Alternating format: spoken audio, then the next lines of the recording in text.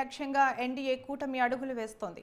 కూటమిలోని అన్ని పార్టీలు కలిసికట్టుగా ప్రచారాన్ని నిర్వహిస్తున్నాయి. తాజాగా అమరావతిలోని చంద్రబాబు నివాసంలో కీలక సమావేశం జరిగింది. ఈ సమావేశానికి జనసేనాని పవన్ కళ్యాణ్, బీజేపీ ఏపీ అధ్యక్షురాలు పురంధేశ్వరి హాజరయ్యారు. బీజేపీ రాష్ట్ర ఇన్ఛార్జ్ సిద్ధార్థనాథ్ సింగ్ కూడా భేటీ అయ్యారు. ఎన్నికల వ్యూహరచన, ఉమ్మడి మేనిఫెస్టో, రాష్ట్ర ప్రచారానికి జాతీయ నేతలను ఆహ్వానించడం తదితర అంశాలపై వీరు చర్చించినట్లు సమాచారం.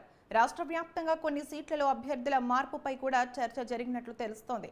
తూర్పుగోదావరి జిల్లా అనపర్తిలో బీజేపీకి బదులుగా టీడీపీ పోటీ చేయడం, దీనికి బదులుగా చిత్తూరు జిల్లా తంబళ్లపల్లె నియోజకవర్గం నుంచి బీజేపీకి అవకాశం ఇవ్వడం వంటి అంశాలపై నేతలు చర్చించినట్టు తెలుస్తోంది.